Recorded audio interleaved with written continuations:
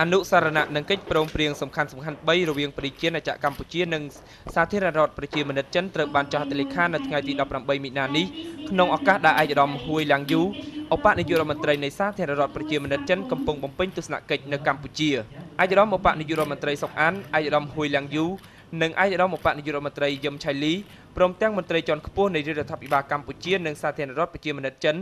បានអញ្ជើញធ្វើជាសាក្សីក្នុងពិធីចុះហត្ថលេខាលើអនុសារណៈនៃការយោគយល់គ្នានេះអនុសារណៈនឹងកិច្ចព្រមព្រៀងទាំង3រួមមានអនុសារណៈនៃការយោគយល់គ្នាស្តីពីការពង្រឹងកិច្ចសហប្រតិបត្តិការកសិកម្មរវាងក្រសួងកសិកម្មរុក្ខាប្រមាញ់និងនេសាទកម្ពុជានិងក្រសួងកសិកម្មចិនអនុសារណៈនៃការយោគយល់គ្នាស្តីពីការបង្កើតភាពជាដៃគូយុទ្ធសាស្ត្ររវាងក្រសួងប្រៃសណីនិងទូរគមនាគមន៍កម្ពុជានិងក្រុមហ៊ុន Huawei Technology របស់ចិននិងកិច្ចព្រមព្រៀងសម្រាប់ការផ្គត់ផ្គង់បរិក្ខារទូរគមនាគមន៍និងការផ្គត់ផ្គង់សេវារវាងក្រុមហ៊ុន Chem GSM របស់អ្នកអង្គការគិតមេង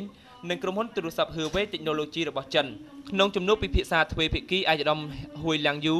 ឧបនាយករដ្ឋមន្ត្រីនៃសាធារណរដ្ឋប្រជាមានិតចិននិងឯកឧត្តមសុកអានឧបនាយករដ្ឋមន្ត្រីទទួលបន្ទុកទីស្តីការគណៈរដ្ឋមន្ត្រីបានចាប់អារម្មណ៍អំពីទំនាក់ទំនងល្អរវាងកម្ពុជាចិន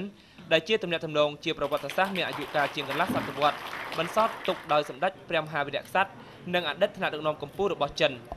ហើយដែលបច្ចុប្បន្នសម្ដេចអគ្គមហាសេនាបតីតេជោហ៊ុនសែនបានពង្រឹងឲ្យកាន់តែរឹងមាំថែមទៀតឯកឧត្តមឧបនាយករដ្ឋមន្ត្រីចិនបានកត់សម្គាល់ថាកម្ពុជាគឺជាមិត្តពិតប្រាកដរបស់ចិន